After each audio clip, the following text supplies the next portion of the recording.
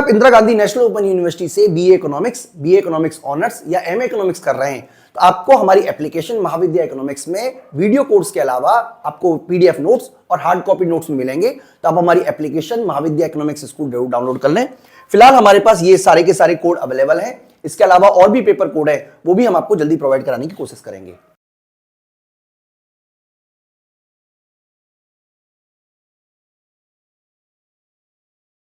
Concept है production possibility curve का। बच्चों, प्रोडक्शन पॉसिबिलिटी कर्व के इस कंसेप्ट को अच्छी तरीके से समझने से पहले हम एक काम करते हैं, हम आप बच्चों को अपॉर्चुनिटी कॉस्ट का कंसेप्ट समझा देते हैं और एक बार आपको अपॉर्चुनिटी कॉस्ट का कंसेप्ट समझ में आ जाएगा, उसके बाद फिर हम वापस अपने टॉपिक पे आ जाएंगे।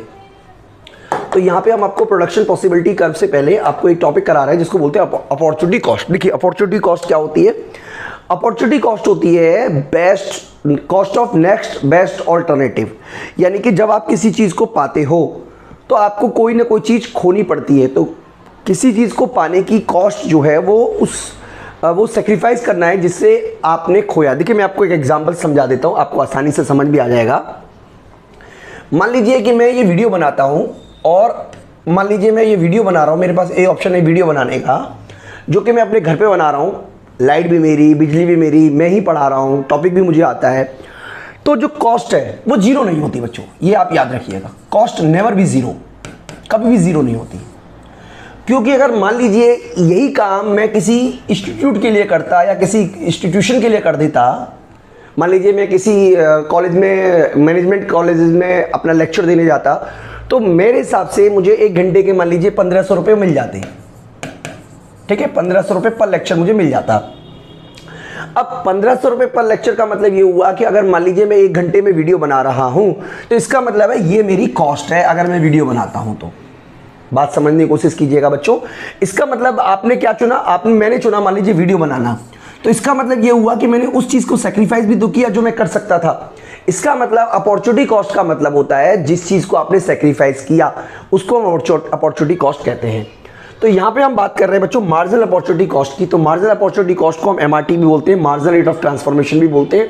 It is the rate of number of unit of commodity sacrifice to gain the additional unit. देखिए, यहाँ पे आप समझने की कोशिश कीजिएगा कंसेप्ट क्या है, मैं आपको समझाने की कोशिश कर रहा हूँ। मान लीजिए इकोनॉमी जो है वो एक्स गुड्स बनाती है 0, इसका मतलब सारे के सारे रिसोर्सेज वाई बनाने पे ही लगा रही है।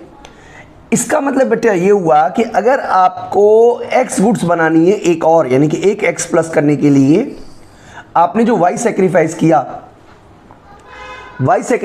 आपने 1 का। इसका मतलब ये हुआ कि delta Y unit of sacrifice आपने सेक्रीफाइस किया 1 का और गेन लॉस हुआ 1 का। इसका मतलब आपकी जो अपॉर्चुनिटी कॉस्ट है वो 1 के बराबर है। ये शेडेड एरिया जो है वो यही दिखाने की कोशिश कर रहा है। अब आप एक और यूनिट प्रोडक्शन करना चाहते हो तो आपका मतलब है कि +1 हुआ, तो आपने 2 का सेक्रीफाइस किया, यहाँ पे +1 हुआ और यहाँ पे +1 हुआ, यानी कि जैसे जैसे आप x की क्वांटिटी को बढ़ा रहे हो इक्वल अमाउंट में, आप देखोगे कि जो y की क्वांटिटी है आप देख पा रहे होंगे y की क्वांटिटी जो है, लॉस जो हो रहा है वो बढ़ता चला जा रहा है। इसका मतलब ये हुआ, इसको बोलते हैं increasing opportunity cost. Increasing opportunity cost की क्या वजह है वो भी मैं आपको बताऊंगा। फिलहाल आप ये समझ लीजिए कि अगर आप x की अमाउंट को बढ़ाते हो इक्वल अमाउंट में और y का सेक्रीफाइस बढ़ता चला जाता है तो इसको बोलेंगे इंक्रीजिंग अपॉर्चुनिटी कॉस्ट। यानी कि आप देखिए यहाँ पे ये जो शेडेड एरिया ये बड़ा होता चला गया, यानी कि सेम अमाउंट बढ़ाने पर आपको जो लॉस है वो पहले 10 का लॉस हुआ, फिर 20 का लॉस हुआ, फिर 30 का लॉस हुआ, फिर 40 का लॉस हुआ। तो इसका मतलब है कि आपका जो सेटिस्फेक्शन लेवल है वो बढ़ता चला, सेक्रीफाइस का लेवल है वो बढ़ता चला जाएगा। इसको बोलते हैं इंक्रीजिंग अपॉर्चुनिटी कॉस्ट या इंक्रीजिंग एमआरटी। ये भी पॉसिबल है बच्चों कि अगर आप एक्स अमाउंट इक्वल अमाउंट में बढ़ा रहे हो, हाँ ये भी पॉसिबल है कि आप इक्वल अमाउंट में बढ़ा रहे हो, जैसे +1 हुआ, +1 हुआ, +1 हुआ, +1 हुआ, तो आपका जो सेक्रीफाइस है वो 2 का सेक्रीफाइस हुआ, 2 का सेक्रीफाइस हुआ, 2 का सेक्रीफाइस हुआ, 2 का सेक्रीफाइस हुआ, यानी कि x की सेम अमाउंट बढ़ाने पर आपने y का जो सेक्रीफाइस है वो कांस्टेंट रहा, इसीलिए इसको कांस्टेंट एमआरटीएस बोलते हैं। और इस केस में अगर आप पीपीसी बनाओगे तो जो स्लोप है पीपीसी का वो बिल्कुल सीधी रेखा में ही आएगा। ठीक है बच्चों, तो ये आपको समझना पड़ेगा। इसके अलावा हमें यह समझना है कि अगर हम हमारा जो कॉस्ट है वो इस तरीके की है कि अगर आप x को बढ़ा रहे हो इक्वल अमाउंट में x को बढ़ा रहे हो, जैसे यहाँ पे बना रखा है 1 बढ़ाया, और आपका जो सेक्रीफाइस है वो आप देखो लगातार घटता चला जा रहा है, ठीक है, यहाँ पे 9 होगा, तो इसका मतलब ये हुआ कि आपका सेक्रीफाइस घटने की वजह से आपका जो MRT है वो भी घटेगा और जो स्लोप बनेगा वो कॉन्वेक्स हो जाएगा इस तरीके का। अब बच्चों मैं आपको बता चुका हूं कि हमारी MRT 3 तरीके की हो सकती है, पॉजिटिव भी हो सकती है जब आप x को समान अमाउंट में बढ़ाते हो और y जो है उसका सेक्रीफाइस बढ़ता चला जाए, कांस्टेंट भी हो सकती है जब x को आप इक्वल अमाउंट में बढ़ाते हो और y का जो सेक्रीफाइस है वो कांस्टेंट रहे, और डिमिनिशिंग भी हो सकती है। लेकिन प्रोडक्शन के क्षेत्र में यानी कि जब प्रोडक्शन की बारी आती है तो आमतौर पर ये देखा जाता है कि इंक्रीजिंग मार्जिनल अपॉर्चुनिटी कॉस्ट ही लागू होती है, जिसकी वजह से जब हम प्रोडक्शन पॉसिबिलिटी कर्व बनाते हैं तो वो कॉनकेव शेप में आ जाता है। अब मैं आपसे ये मैं अब आपको समझाने की ये कोशिश करूंगा कि आखिरकार प्रोडक्शन के सेक्टर में, प्रोडक्शन के क्षेत्र में आखिरकार इंक्रीजिंग मार्जिनल अपॉर्चुनिटी कॉस्ट ही लागू क्यों होती है, कोई और लागू क्यों नहीं होती, यही मैं आपको समझाने का बच्चों मेरा पूरा प्रयत्न रहेगा, पूरी कोशिश ये रहेगी। अब इसके लिए देखिए मैंने आपको एक अलग पेज ले लेता हूं जिससे कि आपको कंसेप्ट समझ में आ जाए, ठीक है। देखिए मैं समझाने की कोशिश करता हूं। मान लीजिए कि ये एक नदी के किनारे पे, ये मान लीजिए एक नदी है और इस नदी में के ये मान लीजिए प्लॉट है। हम सिंपल समझाने के लिए आपको ले लेते हैं।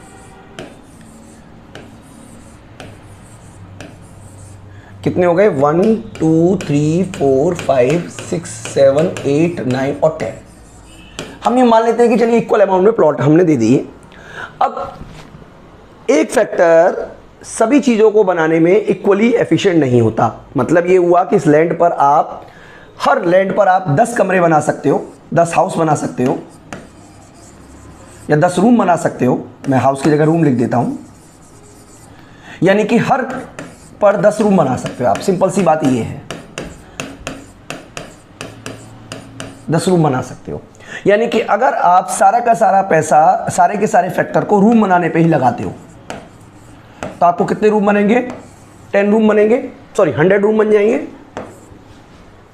और इस केस में जो वीट बनेगा, क्योंकि आप लैंड पर वीट भी तो बना सकते हो, तो 0 बनेगा, 0 क्विंटल बनेगा। ये आपको समझना होगा। मैं उम्मीद करता हूं कि आपको मेरी बात समझ में आ गई होगी। ये हमारी फर्स्ट कंडीशन हो गई। अब मान लीजिए कि ये जो भूमि है, ये लैंड है, वो डिक्रीजिंग उसकी प्रोडक्टिविटी है। इसका मतलब ये हुआ कि इस लैंड पर आप 10 क्विंटल गेहूं बना सकते हो, इस पर आप 6 ही बना सकते हो, इस पे 4 बना सकते हो, इस पर बनाएगा मान लीजिए 3.5, ठीक है, इस पे बनेगा मान लीजिए 3.4 और इस पे बनेगा मान लीजिए 3.1। इस तरीके की हमारी कंडीशन है। इसी तरीके से मान लीजिए इस पे बनेगा, मतलब आप पॉइंट आप रख लीजिएगा, लेकिन इसको मिलाकर ये 10 बनेगा। इसका मतलब ये हुआ, इसका मतलब ये हुआ कि अगर हम चाहते हैं कि हमारा 10 गेहूं बने, ये वाला गेहूं, यानी कि गेहूं बनाने में, वीट बनाने में काम आने वाला है, तो इसका मतलब है कि 10 वीट बनाने के लिए हमें 10 कमरों का सेक्रीफाइस करना पड़ेगा। बात क्लियर कर लीजिए आप हमारे को। इसका मतलब अब आपके पास जो रूम बचे वो 90 बचे। सी कॉम्बिनेशन क्या बताता है? सी कॉम्बिनेशन बताता है कि अगर आप 10 और गेहूं बनाना चाहते हो तो आपको इसका भी सेक्रीफाइस करना पड़ेगा, इसका भी सेक्रीफाइस करना पड़ेगा। यानी कि अब ये बताता है कि अगर आप 20 गेहूं बनाना चाहते हो तो अब आपके पास जो रूम बचेंगे वो केवल 70 बचेंगे। इसी तरीके से हम डी कॉम्बिनेशन ले लें तो ये 3 चीजें हमें, 3 का प्रोडक्शन है कि 3 लैंड पे हम 10 क्विंटल गेहूं बना सकते हैं। इसका मतलब ये हुआ कि हमारा 30 होने के लिए हमें ये 3 कमरों को 3 जगह को सेक्रीफाइस करना पड़ेगा, यानी कि केवल और केवल 40 का ही प्रोडक्शन कर पाएंगे।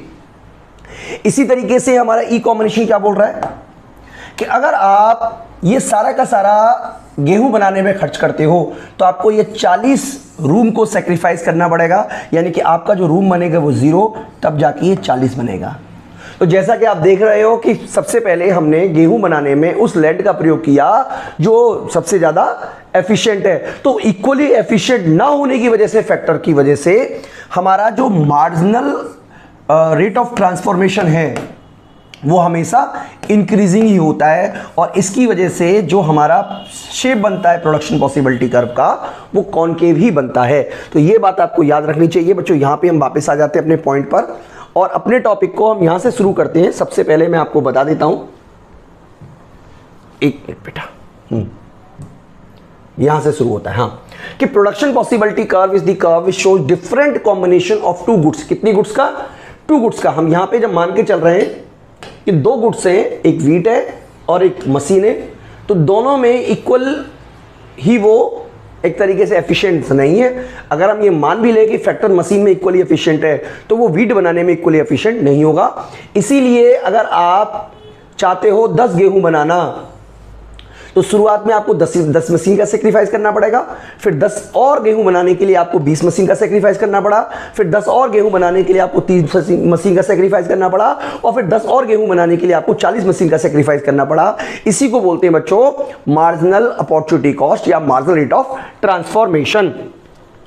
और इसकी वजह से आप देखोगे कि जो आपका पीपीसी का शेप होता है वो कॉनकेव शेप में होता है, यानी कि production possibility curve is the curve which shows various combination of two goods which give, आप कह सकते हो which give different level of production to the producer. ठीक है, every combination on PPC show optimum utilization of resources. देखिए मैं आपको एक पीपीसी बना देता हूं, ये समझ में आने के लिए अच्छा ये रहेगा। पीपीसी देखिए, ये वाला पीपीसी है। आपको याद रखना है बच्चों, जितने भी पॉइंट होंगे, एक मिनट बेटा, जितने भी पॉइंट होंगे पीपीसी के ऊपर, जितने भी पॉइंट होंगे पीपीसी के ऊपर, ये क्या बता रहे हैं? ये बता रहे हैं full utilization of fuller utilization of resources, यानी कि जो भी रिसोर्सेज हैं उन सभी का पूरा यूज हुआ। ये वाला जो कॉम्बिनेशन है, ये सारा का सारा हिस्सा, ऊपर जो हिस्सा है इस लाइन से ऊपर, ये अनअटेंडेबल है, यानी कि आप इसको गिवन रिसोर्सेज में, गिवन टेक्नोलॉजी में आप इसको अचीव नहीं कर सकते हो। यानी कि गिवन रिसोर्सेज और टेक्नोलॉजी में आप केवल और केवल प्रोडक्शन पॉसिबिलिटी कर्व के अंदर या प्रोडक्शन पॉसिबिलिटी कर्व के ऊपर जो पॉइंट है उन्हीं को अचीव कर सकते हो। उसके बाहर के जो पॉइंट है, ये वाला जो जैसे पॉइंट दिखा रखा है, ये अनअटेंडेबल है, अनरीचेबल है, और ये वाला जो पॉइंट है ये अटेंडेबल तो है लेकिन ये हमारे को दिखा रहा है अंडर यूटिलाइजेशन ऑफ रिसोर्सेज। तो आपको क्या याद रखना है कि कोई भी कॉम्बिनेशन जो प्रोडक्शन पॉसिबिलिटी कर्व के ऊपर होगा, ऊपर मतलब से ऊपर नहीं, के ऊपर, याद रखिएगा, के ऊपर बोला है मैंने, से ऊपर नहीं बोला, के ऊपर होगा, यानी कि बाउंड्री के ऊपर होगा, वो दिखाएगा कि हमारे रिसोर्सेज जो हैं दे आर फुल्ली यूटिलाइज। लेकिन अगर कोई प्रोडक्शन पॉसिबिलिटी कर्व से ऊपर चला जाता है,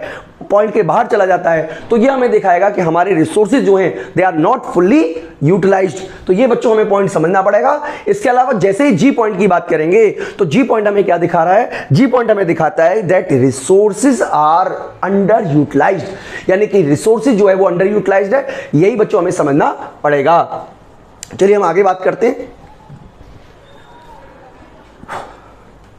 हाँ, अब हम बात करते हैं इसकी एजम्पशन की। देखिए सबसे पहले हमने क्या माना है, एजम्पशंस के ऊपर बेस्ड पे हम बता देते हैं बच्चों आपको। सबसे पहले हमने माना है 2 गुड्स है, जैसा कि हमने आपको बताया कि इकोनॉमी में केवल 2 ही गुड्स का प्रोडक्शन होता है। हमने ये भी माना कि रिसोर्सेज लिमिटेड है, क्योंकि लिमिट नहीं होगी तो पीपीसी की बाउंड्री बनेगी नहीं। लिमिटेड है, ऑल्टरनेटिव यूज होता है, ऑल्टरनेटिव यूज नहीं होगा तो भी बाउंड्री नहीं बनेगी।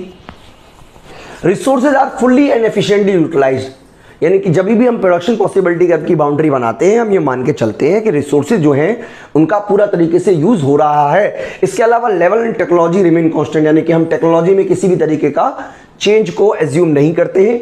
इसके अलावा resources are not equally efficient in the production of all goods, जैसा कि मैंने आपको बताया कि रिसोर्सेज जो हैं वो सभी गुड्स को प्रोडक्शन करने में इक्वली सेटिस्फैक्शन नहीं होते। अगर हम ये मान भी लें कि एक गुड्स के प्रोडक्शन करने में वो इक्वली सेटिस्फाइड हैं, तभी भी दूसरी गुड्स को प्रोडक्शन करने में वो इक्वली सेटिस्फाइड नहीं होंगे।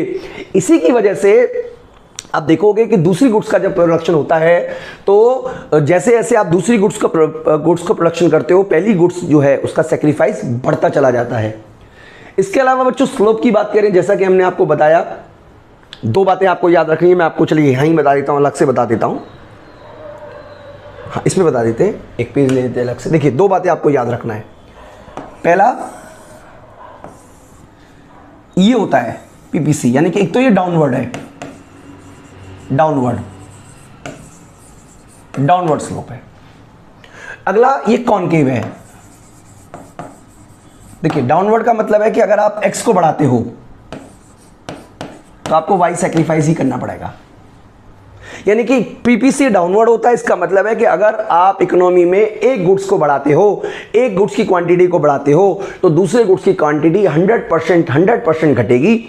दूसरा आपको ये याद रखना है, कॉनकेव शेप का मतलब है कि अगर आप एक्स की क्वांटिटी को बढ़ा रहे हो, तो अगर आप एक्स की क्वांटिटी को इक्वल अमाउंट में बढ़ाते हो तो जो वाई का जो फॉल है वो लगातार इंक्रीज करता चला जाएगा। यानी कि पहले अगर आप एक्स की क्वांटिटी को बढ़ा रहे हो 10 का, प्लस एक्स 10 है या प्लस 10x हो रहा है, तो जो y का लॉस है वो लगातार बढ़ता चला जाएगा, जिसको हम बोलते हैं इंक्रीजिंग अपॉर्चुनिटी कॉस्ट या इंक्रीजिंग मार्जिनल अपॉर्चुनिटी कॉस्ट बोलते हैं, सॉरी, या हम बोलते हैं मार्जिनल रेट ऑफ ट्रांसफॉर्मेशन। ठीक है जी, तो कोई भी आप बोलिएगा, लेकिन बात बच्चों वही है जो मैंने आपको बताई है। तो दो फीचर्स होते हैं, पहला डाउनवर्ड होता है, दूसरा कॉनकेव होता है, आप याद रखिएगा। इसके अलावा एक और पॉइंट इसमें आता है, वो ये आता है कि बच्चों मतलब इकोनॉमी में जो पीपीसी है वो कब शिफ्ट कर सकता है, उसके बारे में भी मैं आपको बताने की कोशिश करता हूं। देखिए, मैं पेज ले लेता हूं बच्चों, वही वाला जो हमने पहले ले रखा था, जिससे कि आपको कंसेप्ट समझ में आ जाएगा आसानी से। देखिए, मैं आपको यहां समझाता हूं। हमने ये माना था कि हमारे जो रिसोर्सेज हैं, रिसोर्सेज गिवन है और टेक्नोलॉजी गिवन है, यानी कि गिवन रिसोर्सेज और गिवन टेक्नोलॉजी में आपको एक बाउंड्री मिल जाएगी। ये वाली बाउंड्री मिल गई। मान लीजिए ये एक्स गुड्स है, ये वाई गुड्स है, यहां पे प्रोडक्शन हो रहा है मान लीजिए 40 का, यहां पे प्रोडक्शन हो रहा है 100 का। ये बिल्कुल सिंपल सी बात समझाने की कोशिश की है। अब अगर आप चाहते हो कि ये बाउंड्री चेंज हो, तो या तो टेक्नोलॉजी में चेंज करना पड़ेगा या रिसोर्सेज में चेंज करना पड़ेगा। अब पहला चेंज इस तरीके से हो सकता है, ऐसा, यानी कि ये क्या दिखा रहा है कि जो वाई का प्रोडक्शन है वो तो सेम रहा, लेकिन एक्स का प्रोडक्शन बढ़ गया। ऐसा कब होगा? जब रिसोर्सेज जो हैं वो इंक्रीज हो जाएंगे फॉर ओनली एक्स, और टेक्नोलॉजी जो है वो इंप्रूव हो जाएगी फॉर ओनली एक्स। ये आप याद रखिएगा बच्चों, तभी ऐसा होगा। यानी कि जो हमारे गिवन रिसोर्सेज हैं वो बढ़ जाते हैं। जैसे मान लीजिए अगर हम यहां पे लिखें, जैसे मान लीजिए यहां पे लिखते तेल का कुआं, तेल है, तो अगर मान लीजिए तेल का कुआं हमें और मिल जाए तो डेफिनेटली हम कार का प्रोडक्शन ज़्यादा नहीं कर पाएंगे, लेकिन तेल ज़्यादा पैदा कर पाएंगे, क्योंकि एक ही चीज़ का हुआ है। दूसरी तरीके से मान लीजिए अगर इस तरीके का डायग्राम बनाएं, ऐसा, इसका मतलब ये हुआ कि अब आप पहले से ज़्यादा वाई गुड्स बना पा रहे हो, जबकि एक्स गुड्स पहले के बराबर 40 ही बना पा रहे हो। और ऐसा कब होता है बच्चों? जब आपका रिसोर्सेज बढ़ जाता है, और रिसोर्सेज बढ़ने का काम बढ़ने की वजह से केवल एक्स गुड्स की क्वांटिटी बढ़ती है, सॉरी वाई गुड्स की क्वांटिटी बढ़ती है, और टेक्नोलॉजी इंप्रूव होती है। और टेक्नोलॉजी इंप्रूव होने की वजह से केवल और केवल वाई गुड्स की टेक्नोलॉजी इंप्रूव हो रही है, एक्स की टेक्नोलॉजी में किसी भी तरीके का कोई चेंज नहीं आ रहा है। तब जाके आप इसी तरीके का डायग्राम बनाओगे। अगर मान लीजिए इकोनॉमिक ग्रोथ हो रही है दोनों ही फैक्टर्स में, या टेक्नोलॉजी चेंज हो रही है दोनों ही फैक्टर्स के लिए, तो ये मान लीजिए 100 है, ये हमारा 40 है, यहां हम एक्स लिख देते हैं, यहां हम वाई लिख देते हैं, या हम वाई गुड्स लिख देते हैं। उस केस में ये ऐसे चला जाएगा, ऊपर की तरफ मूव कर जाएगा। तो बच्चों ये पूरा का पूरा कंसेप्ट है, और मैं उम्मीद करता हूं कि आपको अच्छी तरीके से समझ में आ भी रहा होगा बच्चों। तो एक बार मैं आपको दिखा देता हूं, हमने सारी बातें वही की हुई है बच्चों। देखिए ये सारी डायग्राम वही है। जब रिसोर्सेज इंक्रीज हो गया है, यहाँ पे रिसोर्सेज इंक्रीज हुआ है, यहाँ पे रिसोर्सेज डिक्रीज हुआ है। बिल्कुल सिंपल सी बात है ना। अगर डिक्रीज करेगा रिसोर्सेज या टेक्नोलॉजी खराब होगी तो अंदर की तरफ चला जाएगा, टेक्नोलॉजी अच्छी होगी या रिसोर्सेज अच्छी होंगी तो वो बाहर की तरफ चला जाएगा। ओके बच्चों, तो यही सारी बातें आपको समझनी है। इसके अलावा यहाँ पे बता रखा है कि टेक्नोलॉजी इंप्रूव हुई है एक्स के लिए और यहाँ पे टेक्नोलॉजी इंप्रूव हुई है वाई के लिए। तो बच्चों यही सारी पॉइंट आपको कवर करने हैं और मैं उम्मीद करता हूँ कि आपको अच्छी तरीके से आज का ये टॉपिक जो है वो समझ में आ गया होगा। इस वीडियो में इतना ही। Thank you.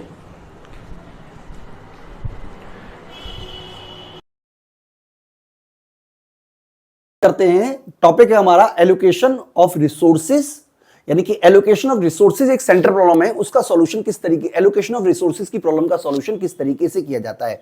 तो देखिए ब्रॉडली रूप में देखा जाए तो पूरी की पूरी मार्केट इकोनॉमी को हम दो हिस्सों में डिवाइड कर सकते हैं। पहला होता है कैपिटलिस्ट इकोनॉमी, कैपिटलिज्म जिसे बोलते हो आप।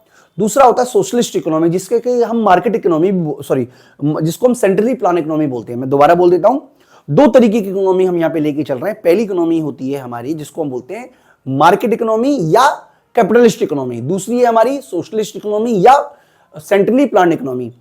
जो मार्केट इकोनॉमी है वहां पर जो भी काम होता है सब डिमांड एंड सप्लाई के फोर्सेस करते हैं, और जो टारगेट होता है कैपिटल इकोनॉमी का वो होता है अपने प्रॉफिट को इंक्रीज करना, मैक्सिमम प्रॉफिट अर्न करना। किसी भी फर्म का, किसी भी कंपनी का टारगेट होता है। बात करें दोस्तों अगर हम सोशलिस्ट इकोनॉमी की, तो सोशलिस्ट इकोनॉमी जो काम करती है वो काम करती है एक तरीके से पब्लिक वेलफेयर को इंक्रीज करने के लिए, जहां पर जो डिसीजन लेती है वो गवर्नमेंट ऑर्गेनाइजेशन या गवर्नमेंट के अधिकारी लेते हैं to get the maximum social welfare. लेकिन दोनों कंडीशनों के बीच का एक रास्ता है जिसको कि आमतौर पर अधिकतर जो कंट्रीज हैं वो यूज करती है, मिक्स इकोनॉमी यूज करती हैं। तो आने वाली वीडियो में, इसी वीडियो में हम आपको आगे डिस्कस करने वाले हैं कि आखिरकार जो सेंट्रल प्रॉब्लम है what to produce, how to produce, for whom to produce, उसका सॉल्यूशन अलग अलग इकोनॉमी किस तरीके से करती है। तो बेसिकली प्रॉब्लम पहली जो हम बता रहे हैं वो ये बता रहे हैं, सबसे पहली है हमारी जो इकोनॉमी आ रही है वो है मार्केट या कैपिटलिस्ट इकोनॉमी। दोस्तों मार्केट और कैपिटलिस्ट इकोनॉमी में जो भी पावर काम करती है वो डिमांड एंड सप्लाई के फोर्सेस काम करते हैं। मान लीजिए ये डिमांड है, ये सप्लाई है, तो ये जो मार्केट फोर्सेस हैं इसको हम फ्री हैंड भी बोल देते हैं कई बार। तो जो मार्केट फोर्सेस हैं, जो प्राइड मैकेनिज्म है वो काम करता है मार्केट इकोनॉमी में, और जो टारगेट होता है वो होता है फर्म के द्वारा प्रॉफिट को मैक्सिमम करने का कोशिश करना। जैसा कि यहां पे लिखा हुआ है कि a capitalist economy relies on price mechanism, price mechanism मतलब demand and supply, to solve this central problem, यानी कि क्या प्रोडक्शन किया जाएगा, कैसे प्रोडक्शन किया जाएगा, किसके लिए प्रोडक्शन किया जाएगा, ये सारी की सारी जो सेंट्रल प्रॉब्लम है मार्केट इकोनॉमी में वो डिमांड एंड सप्लाई के फोर्सेस पे छोड़ दिया जाता है, और मार्केट फोर्सेस मैक्सिमम प्रॉफिट कमाने के उद्देश्य से ये सारे के सारे डिसीजन लेते हैं। हालांकि दोस्तों आपको याद रखना है कि मार्केट इकोनॉमी में जो वीकर सेक्शन है, जो पिछड़ा हुआ सेक्शन है, जो जो जो जो जिसके लिए वास्तव में जरूरत है उसको हिस्सेदारी नहीं मिलती है, उसके वेलफेयर के लिए काम नहीं होता, क्योंकि मार्केट मैकेनिज्म केवल और केवल प्रॉफिट के उद्देश्य से रख के काम किया जाता है। यानी कि जो सोशल वेलफेयर मैक्सिमम करना है, जो सोशल इनइक्वालिटी को कम करना है, ऐसे उद्देश्यों पर मार्केट मैकेनिज्म ध्यान नहीं देता है। मार्केट मैकेनिज्म जो ध्यान देता है वो कैसे देता है, प्रॉफिट मैक्सिमम करने के लिए ही ध्यान देता है। तो इसके अंदर आएगा सबसे पहले what to produce. What to produce का मतलब है कि क्या प्रोडक्शन किया जाए। देखिए मार्केट में डिमांड एंड सप्लाई के फोर्सेस हर गुड्स के लिए अलग अलग होते हैं। भाई जिन गुड्स के लिए डिमांड ज्यादा होगी, सप्लाई कम होगी, वहां पर प्रॉफिट मार्जिन ज्यादा होगा। तो एक फर्म ऐसी वस्तुओं का प्रोडक्शन करना चाहेगी जहां पर डिमांड ज्यादा है एज कंपेयर टू सप्लाई, क्योंकि ऐसी गुड्स के प्रोडक्शन करने पर सप्लाई होगी। तो इसका मतलब यह हुआ कि धीरे धीरे मार्केट मैकेनिज्म ऐसी चीजों की सप्लाई करना बिल्कुल बंद कर देता है जिसका डिमांड मार्केट में ना हो। जैसे मान लीजिए टीवी की डिमांड है और टीवी बनेगा, अगर टीवी की डिमांड नहीं होगी तो टीवी नहीं बनेगा। अब ब्लैक एंड व्हाइट टीवी कौन बनाता है आज की डेट में? कोई कंपनी नहीं बनाती, क्योंकि डिमांड ही नहीं है। हाँ, अगर ब्लैक एंड व्हाइट टीवी की डिमांड हो जाएगी तो मार्केट उसको बनाना शुरू कर देगा। तो सिंपल शब्दों में दोस्तों मैं आपसे ये कहना चाह रहा हूं कि मार्केट मैकेनिज्म में बेसिकली डिमांड एंड सप्लाई के फोर्सेस डिसाइड करते हैं। तो मार्केट में जिस चीज की डिमांड होगी मार्केट मैकेनिज्म द्वारा उसकी सप्लाई ऑटोमेटिकली कर दी जाएगी। अगर मार्केट में समोसे की डिमांड होगी तब समोसे बनेंगे, मार्केट में अगर चॉकलेट की डिमांड होगी तो चॉकलेट आएगी। जिस दिन लोग चॉकलेट खाना बंद कर देंगे मार्केट मैकेनिज्म चॉकलेट को बनाना भी बिल्कुल पूरी तरीके से बंद कर देगा। ये सिंपल शब्दों में मैं आपको समझाने की कोशिश कर रहा हूं। दूसरा है हाउ टू प्रोड्यूस। देखिए दो तरीके की टेक्नोलॉजी हम यूज करते हैं। एक तो होती है जिसको हम बोलते हैं लेबर इंटेंसिव टेक्नोलॉजी और capital intensive technology. Basically labour intensive technology में लेबर का ज्यादा यूज होता है और कैपिटल इंटेंसिव में कैपिटल का ज्यादा यूज होता है। अब क्योंकि मार्केट मैकेनिज्म प्रॉफिट के लिए काम कर रहा है तो आमतौर पर यह देखा जाता है कि वो कैपिटल टेक्नोलॉजी का यूज करता है, क्योंकि कैपिटल जो टेक्निक है वो लेबर सेविंग है। एक बार अगर आपने वॉशिंग मशीन खरीद ली तो बार बार कपड़े धोने का चक्कर ही खत्म हो गया, खासतौर पे लेबर के माध्यम से। तो जो प्रॉफिट मैक्सिमम करने के लिए किसी भी फर्म का ऑब्जेक्टिव होता है कि अपनी कॉस्ट को कम से कम लेकर आना, एफिशिएंसी लेवल पे लेके आना, क्योंकि जब कॉस्ट मिनिमाइज होगी तभी मार्केट मैकेनिज्म में प्रॉफिट जो है वो मैक्सिमम देखने को मिलेगा। इसके अलावा फॉर होम टू प्रोड्यूस का दोस्तों मतलब ये हुआ कि यहां पर किसके लिए प्रोडक्शन किया जाए, तो प्रोडक्शन हमेशा उसी के लिए किया जाएगा जिसके पास पैसा होगा। यानी कि फॉर होम टू प्रोड्यूस की समस्या का समाधान भी मार्केट मैकेनिज्म इस तरीके से करता है, क्योंकि डिमांड एंड सप्लाई के फोर्सेस डिसाइड करते हैं कि किस चीज का प्रोडक्शन होगा, और प्रोडक्शन किसके लिए होगा, जिसके पास पैसा होगा, यानी कि परचेजिंग पावर होगी।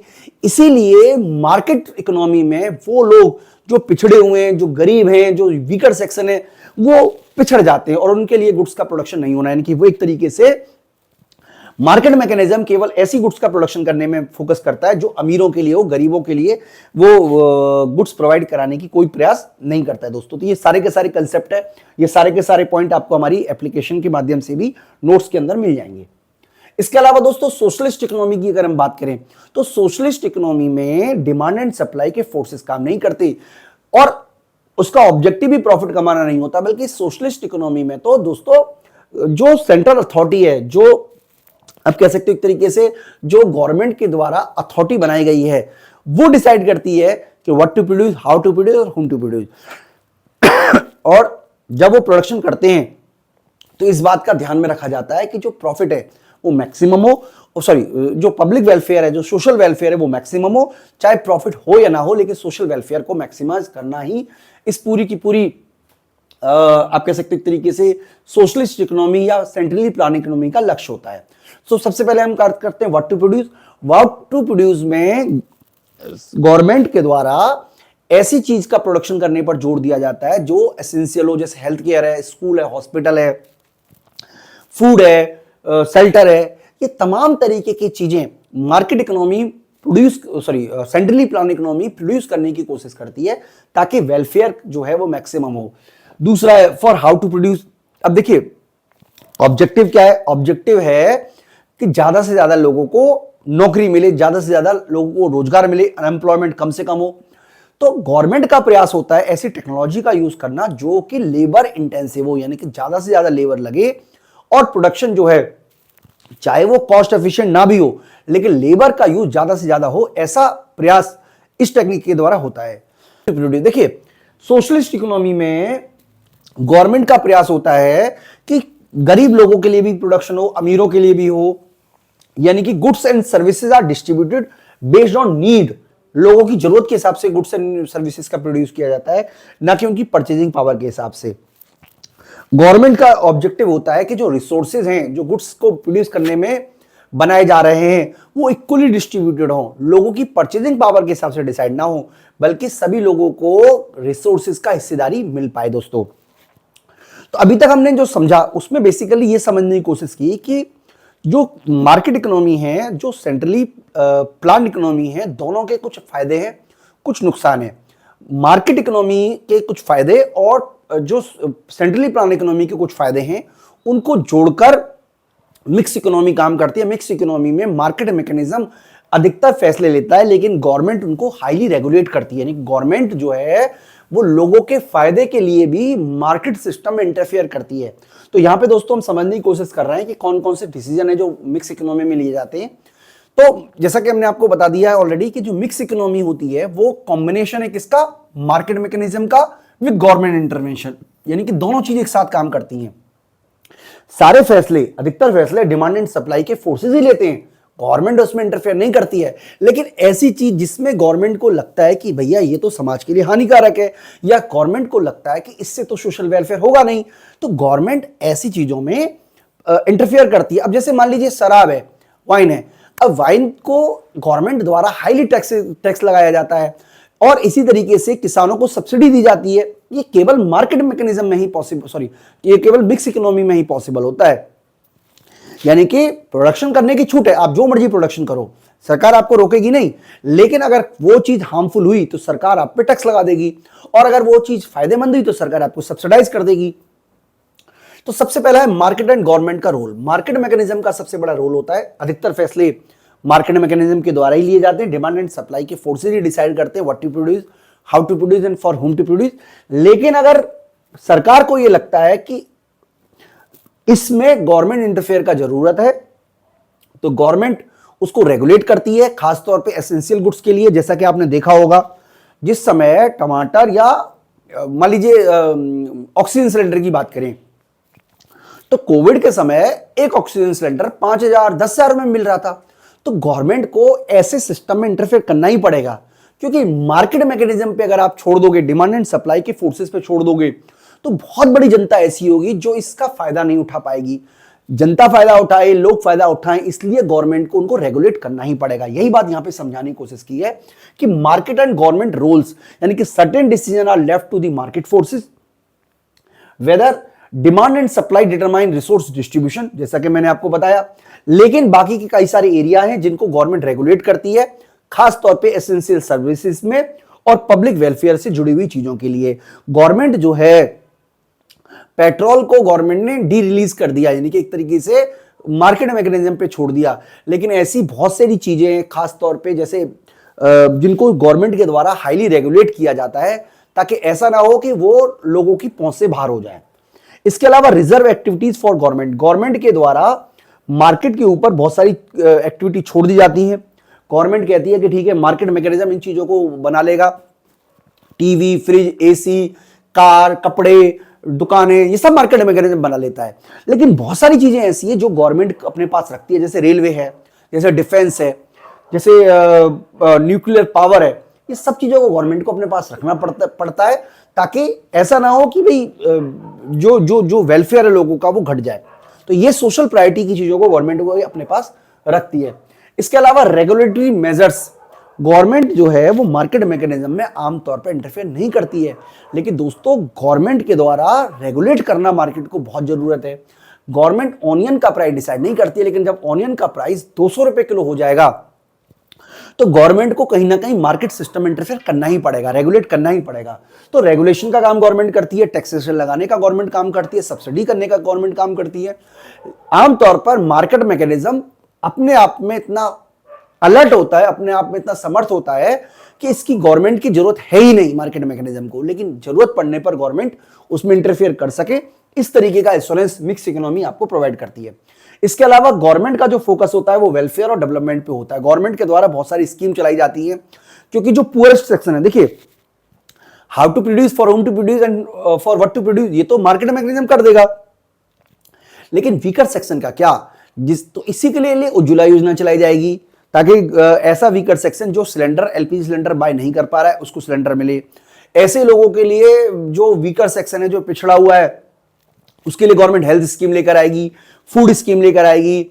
आपको पता होगा भारत में खाद्य सुरक्षा अधिनियम लागू है, जिसके तहत गरीब लोगों को 2 रुपए किलो चावल और 1 रुपए किलो गेहूं दिया जाता है।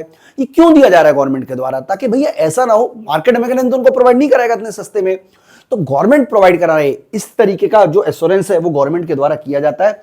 इसीलिए गवर्नमेंट बहुत सारे वेलफेयर प्रोग्राम चलाती है, ताकि जो वीकर सेक्शन है, जो पिछड़ा हुआ है, जो बेरोजगार है, जो जरूरतमंद है, वो कहीं ऐसा ना हो कि इसको जो बेसिक नीड है वो भी पूरी ना हो पाए। इसके अलावा गवर्नमेंट का जो ऑब्जेक्टिव होता है वो बैलेंस ग्रोथ रहता है। बैलेंस ग्रोथ का क्या मतलब है दोस्तों? गवर्नमेंट देखिए, गवर्नमेंट को केवल और केवल दिल्ली और एनसीआर का विकास नहीं करना, गवर्नमेंट को तो बिहार का भी विकास करना है, गवर्नमेंट को तो यूपी का की विकास करना है, खासतौर पे पूर्वी यूपी का। तो इसीलिए गवर्नमेंट का जो क्योंकि जो प्राइवेट सेक्टर है उसका तो एकाग्रीकरण, जो सेंट्रलाइजेशन है, वो ऐसे एरिया में होगा जो ऑलरेडी डेवलप्ड है। गवर्नमेंट क्या करती है, रोड बनाएगी, सड़कें बनाएगी, ट्रेन की पटरियां बिछाएगी और पूरा प्रयास करेगी कि सभी के सभी एरिया डेवलप्ड हो, ताकि बैलेंस ग्रोथ हो सके। तो यानी कि by combining the efficiency of market forces with inclusive of government intervention, a mix economy aim to achieve balance and sustainable economic structure. एक ऐसा स्ट्रक्चर तैयार हो जहां पर पूरी तरीके से ग्रोथ हो सके। तो दोस्तों, विश्व की अधिकांश देशों ने कैपिटलिस्ट इकोनॉमी को छोड़कर और सेंट्रली प्लान इकोनॉमी को छोड़कर मिक्स इकोनॉमी को इसीलिए अपनाया क्योंकि अधिकांश चीजें मार्केट मैकेनिज्म पे छोड़ दी जाती हैं, लेकिन जहां गवर्नमेंट को अपनी जरूरत पड़े गवर्नमेंट एक्टिवली पार्टिसिपेशन कर सके। दोस्तों मैं उम्मीद करता हूं कि आपको समझ में आ गया होगा। इस वीडियो में इतना ही। Thank you.